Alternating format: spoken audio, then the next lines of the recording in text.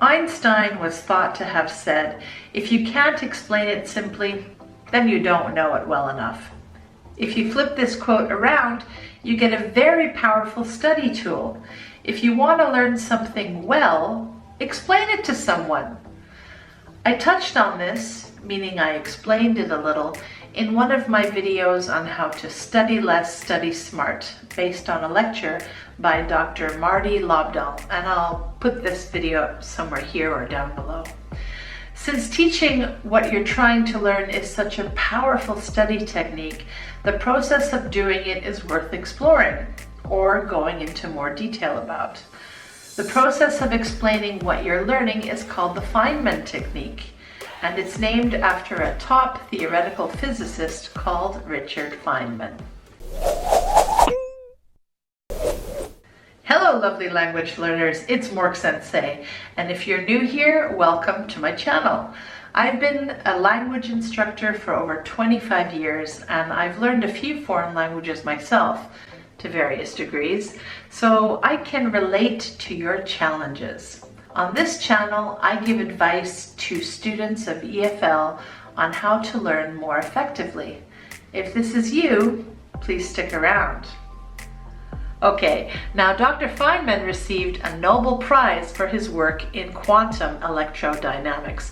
Please don't ask me to explain that.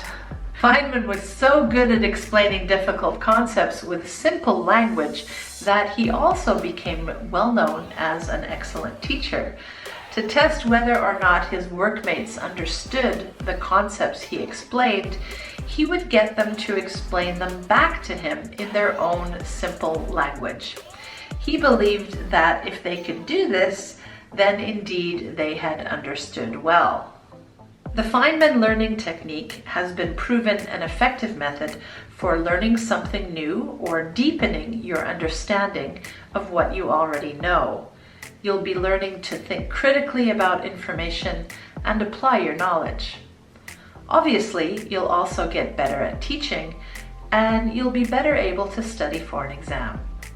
And it also works no matter what topic you're trying to learn, and that includes the English language or anything you're studying through English. How do you do it? Well, there are 4 steps. The first step is to pick a topic you want to understand and start studying it.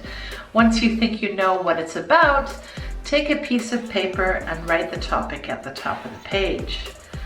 The next step is to write about it in your own simple English, as if you're teaching the idea to somebody else. You'll need to write simple definitions, but writing examples will make your explanation stronger. You need to show that you can use or apply the concept as well. Ideally, you should write and speak at the same time, just as a teacher does on the blackboard. This will make you realize which part or parts you understand and where you still have gaps in your understanding. So the third step is to go back to your notes or study materials to review when you identify problem areas or feel lost or lack confidence in being able to write down your explanation. Problem areas can occur at any time during the process, so you may have to do this step many times. No problem, this is part of your learning process. Also, don't look at sources and write at the same time, because you might be tempted to mindlessly copy what you're looking at without a full understanding. The fourth step is to repeat what you just did, but this time simplify your language or use a graphic, analogy, or visual, like a poster or pictures, to make any important points or examples.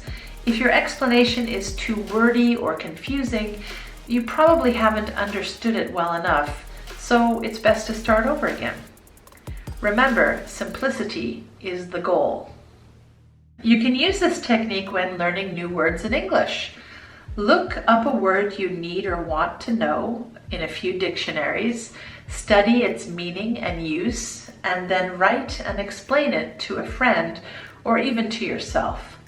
Don't forget to create your own example sentences of the word, remembering that it can probably be used in different ways or have different meanings.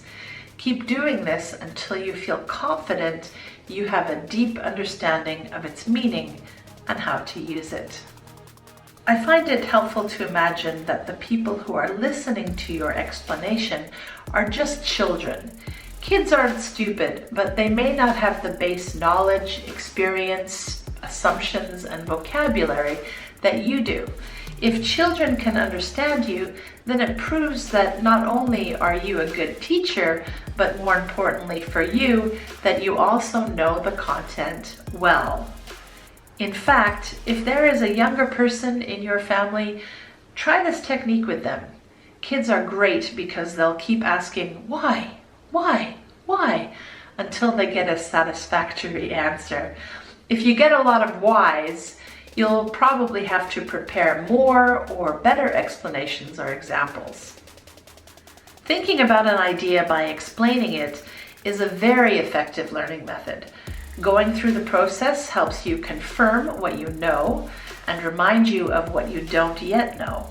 When done correctly, it's efficient and helps you waste less time in the long run.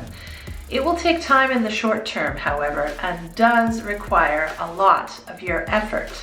But once you can explain an idea in simple language, you've probably understood it deeply and will remember it for a long time.